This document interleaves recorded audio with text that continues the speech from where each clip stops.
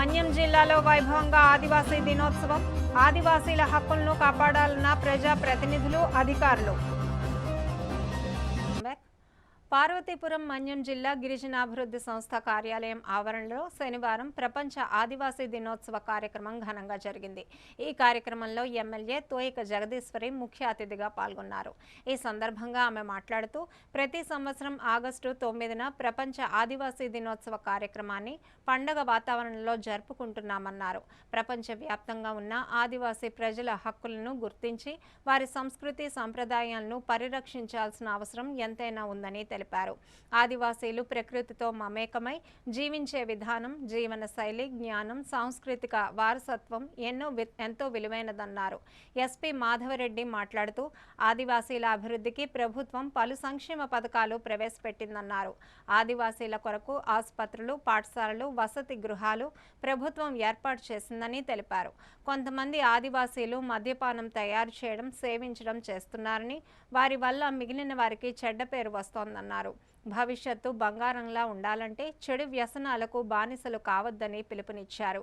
ITDA project అధికారి అశుతోష్ శ్రీవాస్తవ మాట్లాడుతూ ప్రపంచ ఆదివాసీ దినోత్సవంలో పాల్గొనడం చాలా సంతోషంగా ఉందని తెలిపారు. ప్రపంచంలో సుమారు 370 మిలియన్ల ఆదివాసీ జనాభా ఉన్నారని చెప్పారు. ఆదివాసీ అభివృద్ధి సంక్షేమం కోసం గిరిజనాభివృద్ధి సంస్థ పనిచేస్తోందని తెలిపారు. గత సంవత్సరం 10వ తరగతిలో 91%, ఇంటర్లో 99% సాధించిన ఆదివాసీలు ఎందులోనూ తక్కువ కాదని నిరూపించారని అభినందించారు.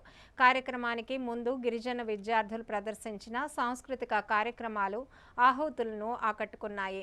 అనంతరం ఆదివాసీ లబ్ధిదారులకు పట్టాలు పంపిణీ చేశారు. ఈ కార్యక్రమంలో వివిధ శాఖాధికారులు, ప్రజా ప్రతినిధులు, గిరిజనులు పాల్గొన్నారు.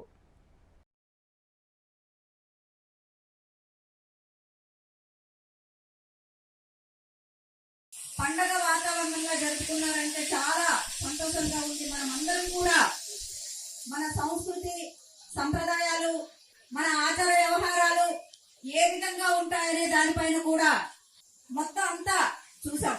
మరి ఈ రోజు పార్వతీపురం మన్యం జిల్లాలో చాలా బాగా జరుపుకున్నటువంటి ఈ కార్యక్రమం వివిధ గ్రామాల నుండి విచ్చేసినటువంటి గిరిజన సోదరులను కూడా ఎంతో చక్కగా తెల్లవారి నుండే వచ్చి అందరూ కూడా ఒక పండగ వాతావరణంలోనే చేసుకోవడం జరుగుతుంది. కాబట్టి మరి ఏవైతే మన గిరిజనుల హక్కులను కూడా ఏ విధంగా మనం సాధించుకోవాలి, మరి అప్పటి నుండి ఉన్నటువంటి మన ఆచార వ్యవహారాలని ఏ విధంగా మనం ముందుకు తీసుకెళ్ళాలి, అలాగే మన తరాలు కూడా మర్చిపోకుండా ప్రతి ఒక్కరికి గుర్తు చేసే విధంగా ఆగస్టు 9వ తారీఖున ప్రతి ఒక్కరు కూడా ప్రతి గిరిజనుల హక్కు ఇది.